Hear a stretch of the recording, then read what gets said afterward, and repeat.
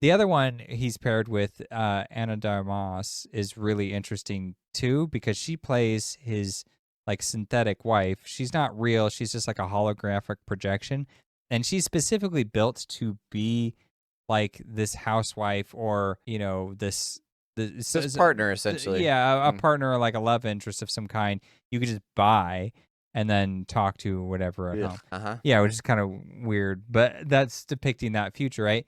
But she does a good job because she's kind of like, so she just has to play up into like whatever she's designed to be. She would have even less free will than anybody else, I would assume.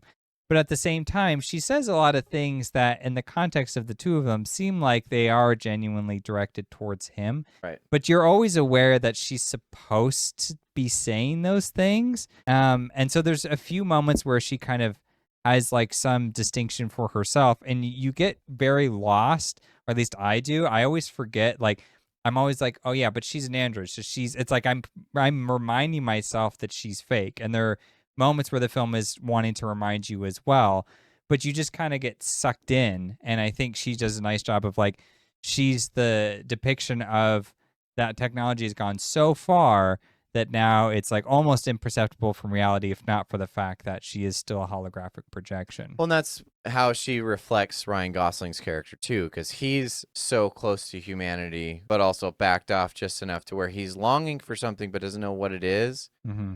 And so she just kind of fulfills a void that he doesn't know why it exists. Yeah. It's just there. So he has companionship, but he even recognizes something's off about it. So it's only because you can only get so close physically and mentally and emotionally, because he can't actually touch her. Mm-hmm. And vice versa, but it's something that's helping him like get through, because he's a synthetic that's out killing his own kind on a daily basis. Mm-hmm. And some of that life, that free will, is like trying to bleed through consistently, so they have to constantly like cover back over like a Band-Aid. I was just looking up. So he won his first Oscar for this movie, but he'd been nominated like 12 or 13 times prior to this. I can't believe he'd had not one before this. I know, it's crazy. This gave him a lot of visual range, though, so I imagine that's why, is that they're finally like, oh, this is the scope. You can do anything. Yeah, I wonder what pushed him over the edge, because it's a sci-fi movie. They don't usually go for that, but he has garnered just so much respect over the years. Because a lot of his films, too, were like big Oscar movies. That's where he gets a lot of his nominations from. Like No Country for Old Men. He did that film. Which also looks gorgeous. Right.